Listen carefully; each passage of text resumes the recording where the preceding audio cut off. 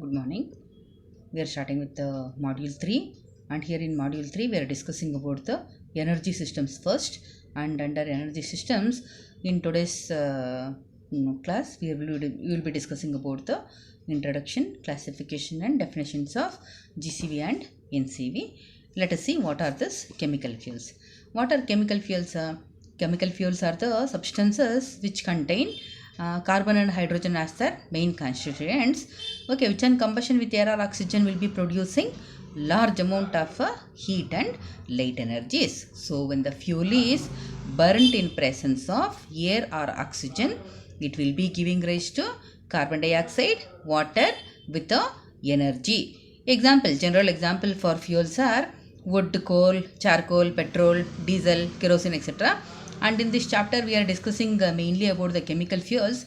That is because when we see the today's demand, what is happening, we are utilizing the fuels in a large amount. We are using the fuels like anything. If you use in the same way like what we are using today, after few years, no, the fossil fuels, what we call, they may be completely depleted. There will not be any chemical fuel to use. There will not be any fossil fuel to use. Okay, so that time what will happen, we need to depend automatically on some other alternative sources. Okay, so in this chapter we will be discussing about the fuels and also some other alternative sources of energy, okay, which can be used in a future.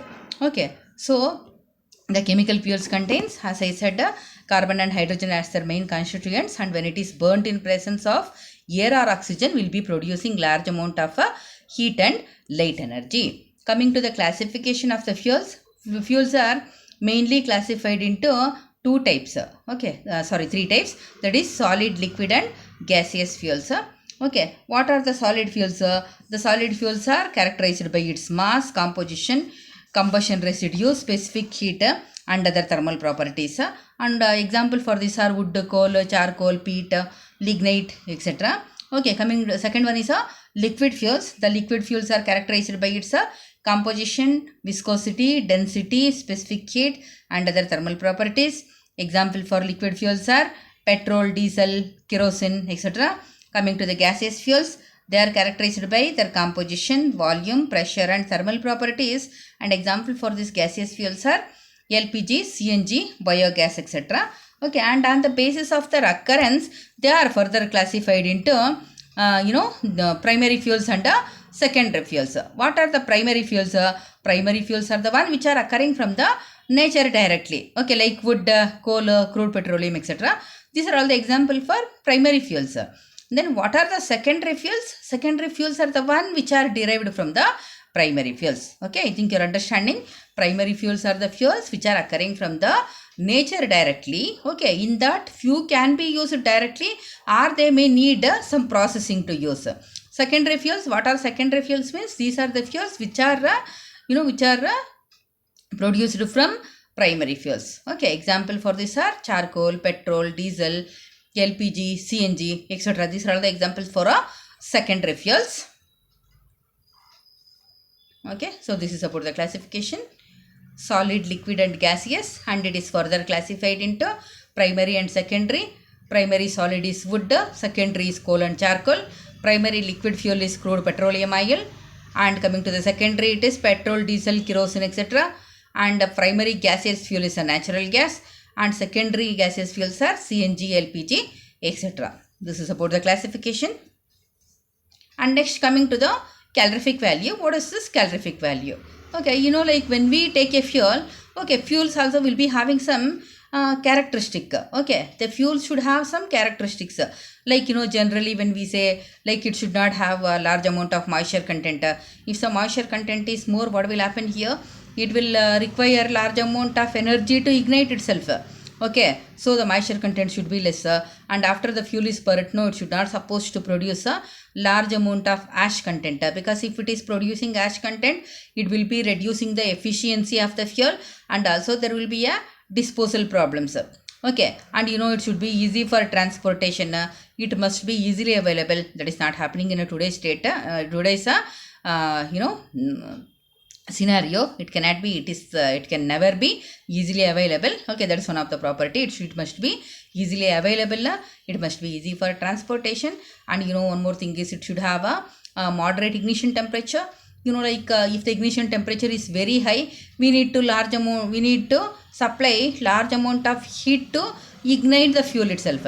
If the ignition temperature is very less, like it will be catching the fire at a room temperature itself. We can see the gaseous fuels. Okay, a small spark is enough for igniting the fuel. Okay, so a good fuel should have a moderate ignition temperature. And one more property of the fuel is a calorific value. A good fuel should have higher calorific values. What is calorific value? The calorific value is like it is a performance. How can we measure the performance of the fuel? We are having a known quantity of the fuel. Okay, if we say what is the calorific value, that is nothing but it's a performance. Okay, the performance of the fuel is measured by using its a calorific value. Okay, higher the calorific value, more good is the fuel. Okay, the performance of the fuel is measured by its calorific value, and it is defined as the amount of heat liberated when an unit quantity of fuel. Okay, when we burn a known amount of the fuel, known quantity of the fuel is burnt completely in excess of air or oxygen. We know very well the combustion will be taking place in presence of air or oxygen. So when the fuel is burnt in excess of air or oxygen, what is the amount of heat liberated? That is called as a calorific value. Very simple. We are burning a known quantity of the fuel. What is the energy it's giving out? Okay, that is called calorific value. A good fuel should have a very good calorific value. Okay, under calorific value, there are mainly two types of calorific value. The first one is a gross calorific value, and the second one is a net calorific value. What is this gross and net calorific values?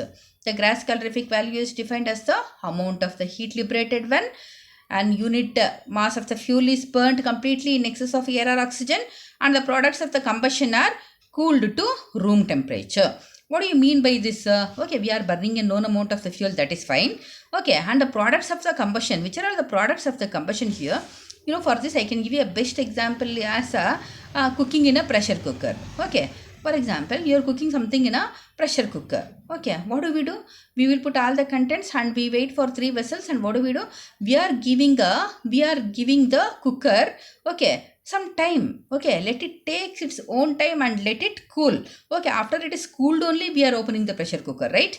Okay, we are not opening immediately. So when it is cooling, what will happen there? Whatever the steam is there inside, the steam will be condensed back to water. Steam is condensed back to water. When the steam is condensed back to water, it will be producing some small amount of energy.